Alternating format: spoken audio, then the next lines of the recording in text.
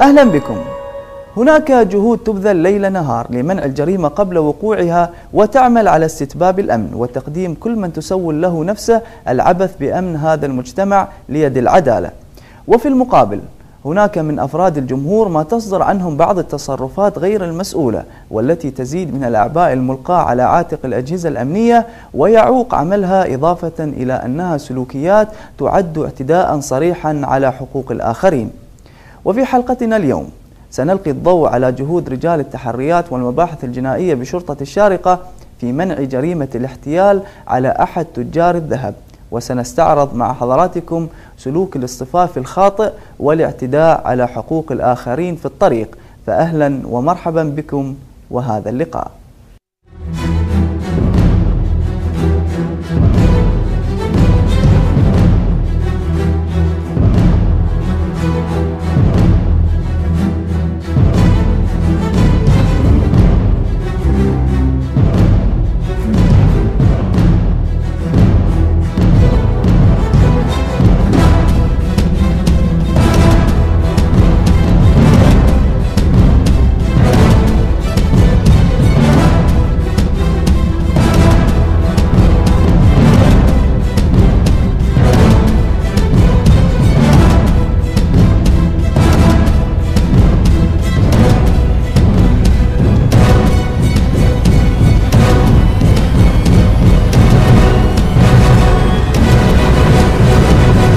قدموا إلى الشارقة يحملون مخططاتهم الإجرامية، تشكيل عصابي احترف النصب والاحتيال على تجار الذهب، فقد ارتكب أكثر من جريمة استولوا بالحيلة من خلالها على كميات من السبائك الذهبية في غفلة من التاجر، حيث قاموا باستبدالها وبخفة يد بكمية مماثلة من الرصاص. ولكن أسلوبهم الإجرامي كان معروفا ولم يخيل على رجال التحريات والمباحث الجنائية بشرطة الشارقة، الذين تمكنوا من الإيقاع بهذا التشكيل العصابي أثناء محاولتهم ارتكاب جرائم النصب والاحتيال على محلات المجوهرات العاملة بسوق الذهب بالشارقة. وإليكم تفاصيل هذه الواقعة.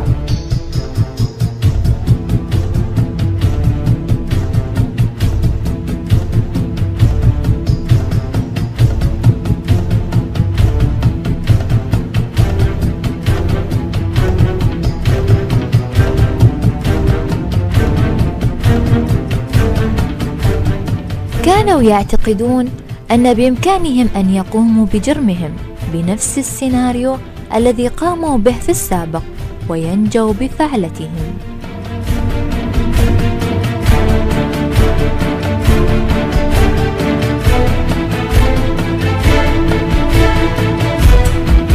حددوا المكان، مركز الذهب بالشارقة.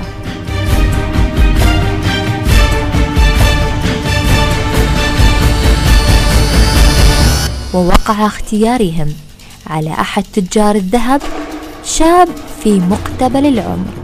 اعتقدوا سلفا أنه بحداثة سنه يمكن أن يبتلع الطعم وتغريه الصفقة الكبيرة، ومن ثم يقع فريسة لهم.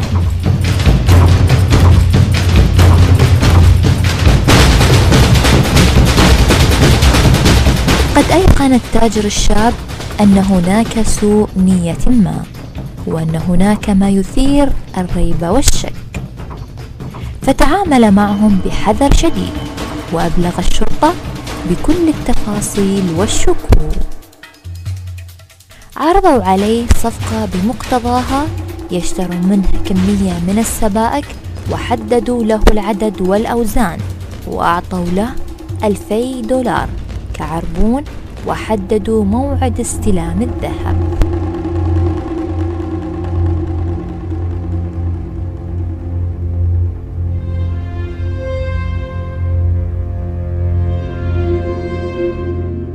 وبناء على قاعدة من المعلومات التي كانت قد توفرت مسبقا لدى رجال التحريات والمباحث الجنائية بشرطة الشارقة من خلال تعاميم الشرطة الدولية الانتربول ومعرفتهم بالأسلوب الجرمي الذي اتبعته هذه العصابة سابقا في مدن وعواصم أخرى.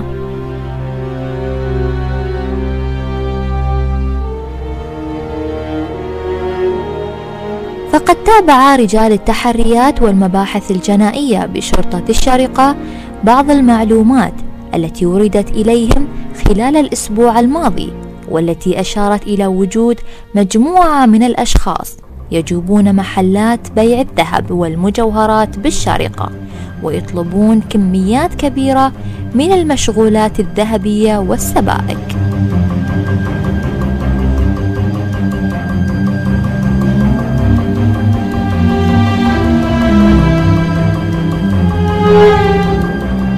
وبعد التأكد من صحة المعلومات تم تشكيل فريق أمني لمتابعة تحركات المشتبه بهم والتحقق من نواياهم.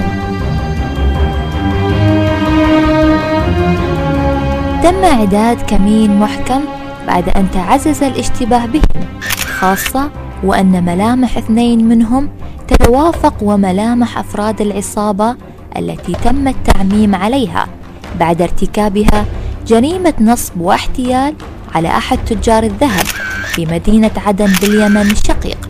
وبمتابعتهم ومراقبتهم تبين أن المشتبه بهم على وشك تنفيذ سيناريو مشابه للسيناريو الذي احترفوا القيام به،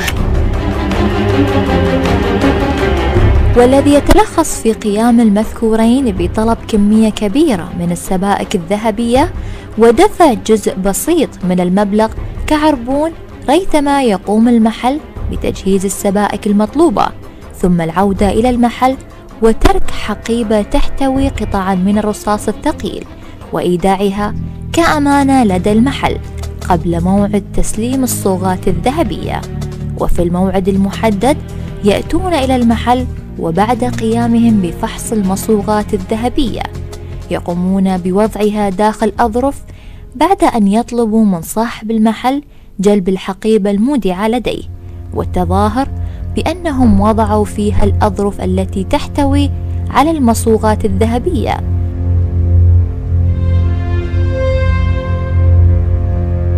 ثم يقومون بأسلوب احتيالي بإعادة الحقيبة إلى صاحب المحل للاحتفاظ بها كأمانة، ريثما يقوم بدفع بقية المبلغ المطلوب. وهكذا عند مغادرتهم المحل يكونون قد تركوا الحقيبة وبها أظرف ممتلئة بقطع الرصاص، وأخذوا معهم الأظرف التي تحتوي على المصوغات الذهبية دون أن يدفعوا ثمنها ولا يعثر لهم بعد ذلك على أثر.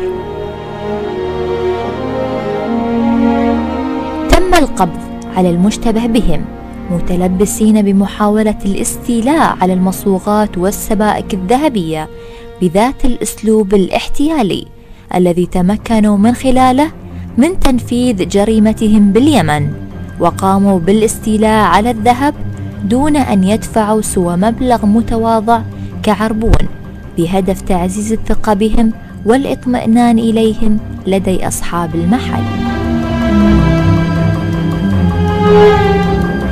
بعد القبض على 3 من أفراد هذا التشكيل بدأ البحث عن العنصر الرابع، وبالتدقيق عليه اتضح أنه يحاول مغادرة البلاد وموجود بصالة مطار دبي الدولي. وبالتعاون مع شرطة دبي تم إلقاء القبض على العنصر الرابع من هذا التشكيل العصابي الخطير الذي احترف النصب والاحتيال على محلات المجوهرات. أخ محمد الله يعطيك العافية، اذكر لي الواقع بالتفصيل، شو اللي حدث؟ بسم الله الرحمن الرحيم. بالنسبة للمتهمين أجوا عندي أول يوم على أساس يأخذون سبائك، فحطوا عنده عربون تقريبا $2000 وخلاص اتفقنا على السعر. يعني هم كيف اتفقوا معاكم في البداية؟ كلموكم بالتليفون ولا يوهني؟ ما كلموا بالتليفون، على طول أجوا على طول خلاص على أساس يأخذون منا سبائك. حطوا عربون على أساس اليوم الثاني بيستلمونهم. أجوا اليوم الثاني ما أعطيتهم سبائك، أنا ما كان عندي سبائك، ما عندي فلوس على أساس بروح أجيب لهم سبائك. قلت أعطيني الفلوس بروح بجيب لك سبائك وتستناني هون. رفض يعطيني الفلوس، قال لازم يشوف السبائك.